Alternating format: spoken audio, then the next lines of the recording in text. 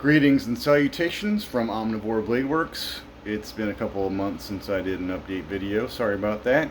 Life has really been keeping me in the present and not thinking about business stuff. So I've shipped a couple of things over the past few months to a couple of special guys out there who keep on helping me keep on.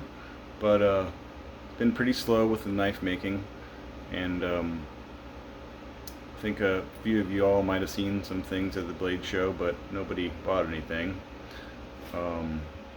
which means I still have some inventory that did go to the Blade Show and is still pretty much ready. The one last gnunting that I did, the prototype batches, is still available. Let me flip around.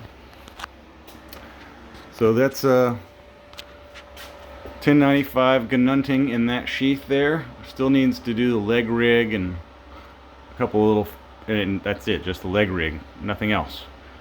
Then it's ready to go. Someday I'll finish the Catharsis fantasy sword. I have a few more sheaths to make for some tomahawks. It looks like I still have a black Anubis and 3 tan Anubis, and then one don't spike yourself version in gray, and then another last black Anubis with satin bells. So those just need a little bit of sheath work, and I'll be ready to ship. And then the 3V Gnuntings, I still have all 4 of those. Excuse me, not Gnuntings, those are Karambits. And then one last Taipan Tomahawk, as well as the Kodiak is spoken for. And then this thing's a, I don't know if I ever told you guys about this. This is an old concept.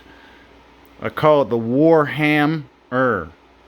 You can see it looks like a pig, and it's got a cloven hoof nail puller handle, and the snout is supposed to be a replaceable insert cutting bit, and then you got a pull cutting feature under where my thumb is, and then you got the big hammer face, prying tips and stuff. This is just sort of a fantasy piece for those of you who might go breaching buildings and might need to smash some stuff and cut some things.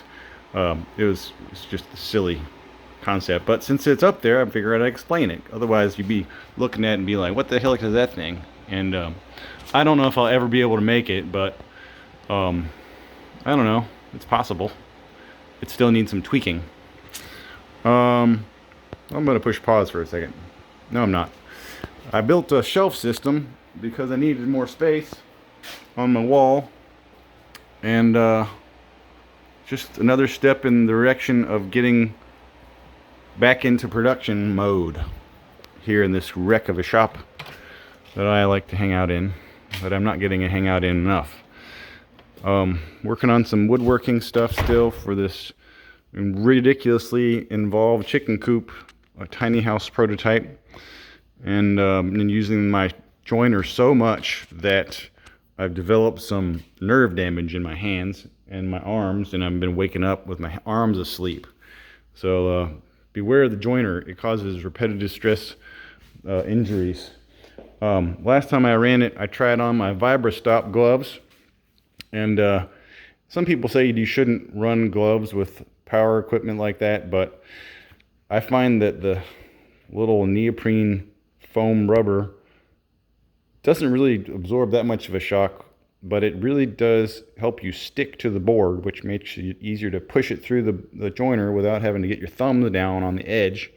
And I think I might use that as a standard practice.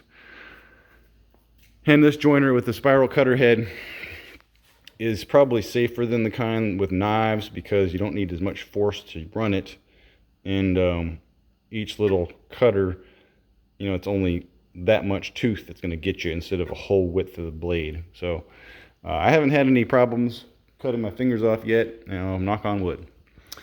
I still need to sort through all this junk and finish up some knives that are hanging out in there. I haven't made a lot of progress on the grinding room. Still kind of a wreck. Been too many other irons in the fire, but I have big plans, and hopefully I'll find some time this summer to get this thing ship shape. I was and before the blade show happened, I did set up the grinder with this pony keg. Well, not a pony keg, a soda keg with a little valve on it, and so I can run my water directly up into the top of my belt. I just drilled a little hole on my belt guide cover right there. Not belt guide cover, but with my belt cover, which I find is very important when you're running a belt grinder, because especially when you go fast, when the belt comes up over the tracking wheel, it throws stuff in your face. So with sharpening, it's not so much of a deal because you're going low speed, but all the other times I find it's very important to have a belt guard. And also it's also really important to me to have nothing down below the where the belt travels, so that you don't accumulate water down there when you're running, or a bunch of nasty mess. So for those of you who are making belt grinders, I suggest that you make your bases so that you can easily contain the flow of sludge and other junk that comes through there, and also contain the dust with a better engineered belt cover. I don't want to have to be a belt sander inventor, as well as a knife maker, as well as a chicken coop builder and birdhouse repairman, and all those other things that I've been spinning my wheels doing, making no money. But it'd be great if you guys in the business of making belt grinders could just figure it out and make it perfect, so I can have a turnkey thing instead of making a gobbledygook mess. Anyway, enough of that. I'm restoring some wheels for a John Deere tractor. I'm going to paint them all camouflage, and I found one of the wheels had some rust on the inside of the valve stem, and it had a tube in it instead of using the tubeless setup. So the other wheel I welded up around the valve stem area. You can see this one also it's not a perfect seal. So probably what I'll do is I'll polish this up before I paint it. Make sure that that valve stem has a good seal before it goes in. Polishing Turd Society. The tasks never end. It's too bad I'm in the top Turd Polisher Society. So there's the other valve stem zone that's welded up for the second time, and I'm going to polish it up nice and get it all round. And probably not going to worry too much about the outside, but I'll do a little bit of tidying up before I paint it. I never would have thought that that's where you needed to fix a leak, but that hole that is in the rim is a good place for air to come out when the valve stem is not sealing properly. Hello, mosquito. This is getting long-winded. Back table still has some knives on it that need to be sharpened. Once I get this chicken coop project out of my hair, I'll get all these things sharpened up, and then get them put into boxes so they can be sold, and maybe update the website, and get the shop cleaned up and go from there. Hopefully we'll get back into the swing of things before I get too old to work anymore. And I don't know what else to say. Website's on the agenda this year. Lots of things on the agenda. And the baby kid is doing great. Pooping in the toilet, peeing in the toilet, only wears a diaper during nap time and overnight, turned 2 years old. Very proud.